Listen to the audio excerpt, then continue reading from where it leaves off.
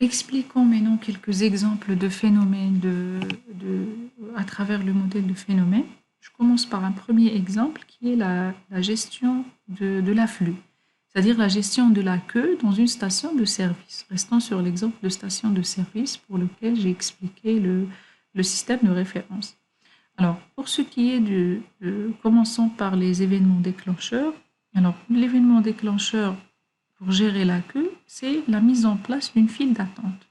C'est-à-dire qu'on remarque au niveau de la station de service qu'il y a une dizaine ou bien une vingtaine ou peut-être plus de personnes qui font la queue. Donc, il faut un savoir-faire pour gérer correctement cette queue. Pour ce qui est des conséquences, donc c'est bien sûr d'abord donc c'est une vision métier, donc une augmentation de l'activité d'encaissement. On va encaisser le plus, c'est-à-dire faire en sorte que les clients ne fuient pas la queue. Deuxième chose, il faut que les activités annexes à l'encaissement jusqu'à fluidification des encaissements sont faites correctement. Donc les personnes en attendant la file doivent être à l'aise et ils peuvent peut-être choisir plus des articles supplémentaires, ils peuvent patienter, etc. Et bien sûr, la conséquence principale, c'est la diminution de la file d'attente. Personnellement, si vous mettez la diminution de la file d'attente en premier, ça ne dérange pas du tout, et c'est plus, ça tient plus, mais comme on a une réflexion qui est plutôt business, donc là, on a commencé par l'intensification d'activités d'encaissement ou bien l'augmentation du chiffre d'affaires. Alors, pour ce qui est des champs qui influencent ce phénomène de gestion d'afflux ou bien d'accueil, c'est les personnes qui sont présentes dans la boutique, les personnes qui sont présentes à la pompe, et c'est les horaires. Si on est samedi matin, c'est pas la même chose que lundi matin. Samedi matin, c'est le week-end. Dans une station de service, il y a plusieurs personnes qui viennent pour des différentes raisons. Ils sont en voyage, ils veulent prendre un café, ils ont des préférences pour la gastronomie de la station peut-être, ou bien pour des produits bien particuliers. Pour les horaires qui ne sont pas très lundi matin ou bien mardi matin, donc l'activité n'est pas aussi intense. Voilà, donc ça c'est pour ce qui est de l'événement déclencheur, des conséquences et des champs d'influence. Expliquons maintenant le système source et le système cible. Mais ici, on a une chaîne qui est plutôt réflexive, c'est-à-dire la source c'est notre hôte de caisse et la cible c'est aussi notre hôte de caisse. On va voir d'autres exemples où ils sont différents. Alors, pour ce qui est des activations de flux, alors le hôte de caisse, il a besoin de fluidifier l'encaissement pour que le paiement se passe rapidement. Et pour ce qui est de la cible, une planification précise de son activité, une mise en place d'une stratégie afin de gagner de temps.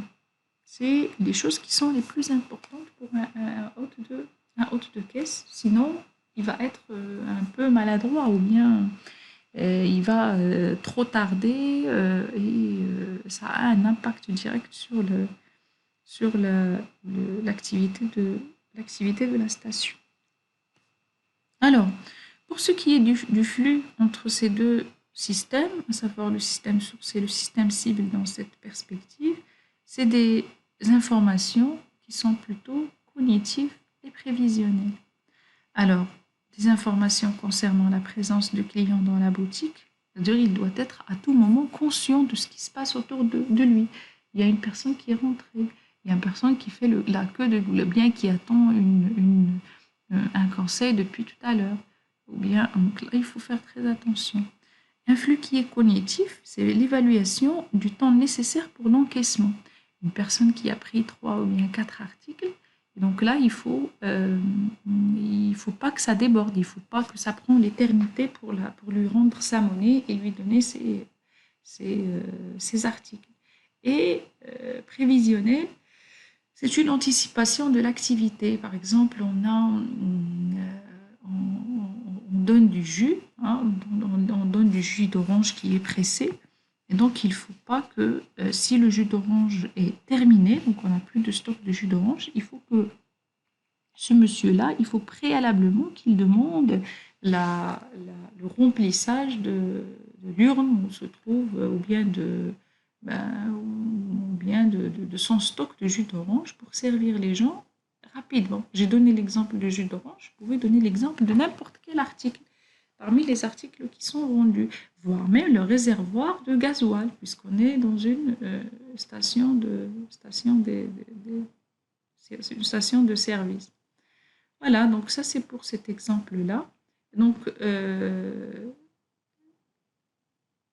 le système en lui-même, c'est une description, comme vous le remarquez, qui dépend d'un point de vue bien particulier, à savoir le point de vue de savoir-faire d'un hôte de caisse. Comment un hôte de caisse, il gère correctement l'afflux, ou bien il gère correctement la queue dans sa station de service. Et bien sûr, on ne peut pas ne pas être d'accord sur le fait que ça aide à gérer ce phénomène, ou bien ça aide déjà à comprendre ce phénomène de gestion d'afflux. Ça d'une part. D'autre part, comme toute modélisation, donc la modélisation reste une tâche d'ingénierie pure et dure.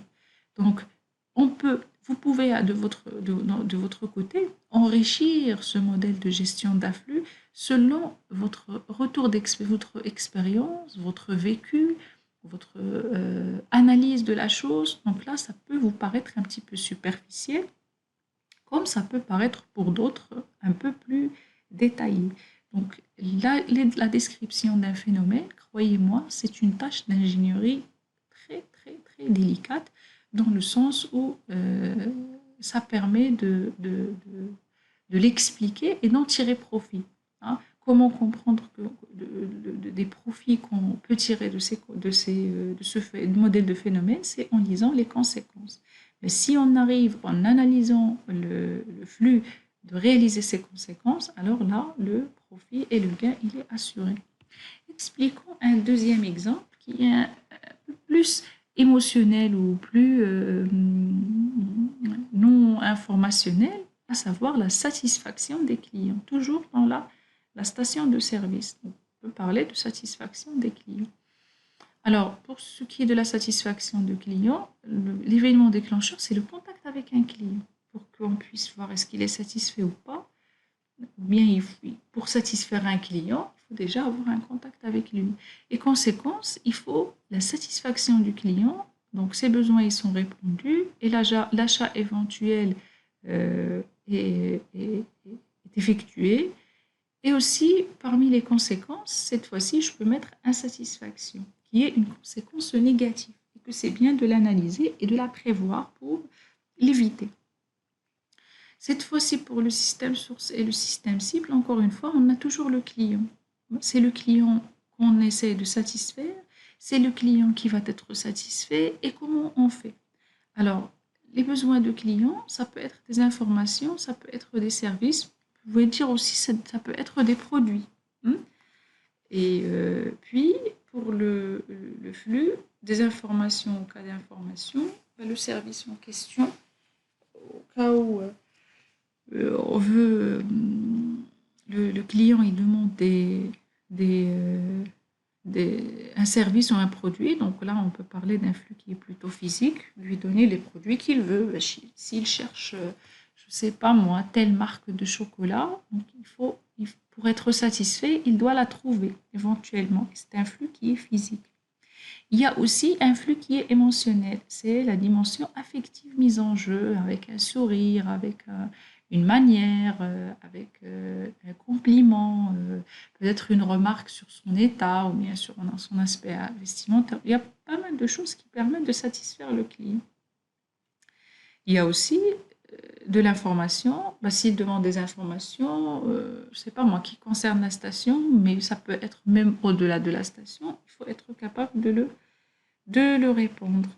Et surtout, l'essentiel, c'est la prise en compte de la demande et l'adaptation de la réponse. Ben, si on ignore un client qui demande une information, ou bien qui demande un produit, alors c'est automatiquement son insatisfaction. Par contre, même si on n'a pas le produit qu'il cherche et on répond d'une façon qui est polie, intelligente, qui montre de l'attention à ce client, on peut le satisfaire, même avec ça. Donc, pour les résultats, satisfaction, insatisfaction, dépendamment de ce que vous avez fait à la caisse et aux autres emplacements de la station de service, une représentation cognitive qui a été modifiée, un sentiment à l'égard de l'hôte de caisse ou de l'établissement. Ben, les gens qui travaillent sur ou bien qui se spécialisent dans le marketing, alors ils s'attardent beaucoup sur ce genre de détails. Croyez-moi que cette représentation cognitive, c'est le paramètre qui impacte le plus les résultats des entreprises et c'est à quoi on s'intéresse aujourd'hui. Pour ce qui est des champs d'influence, donc c'est des personnes qui sont présentes dans la boutique, c'est l'activité de l'hôte de caisse, sa charge de travail, c'est l'humour et la personnalité de l'hôte de caisse. Tout ça, c'est des paramètres qui directement ils ne sont pas impliqués dans le phénomène, mais qui impactent le phénomène.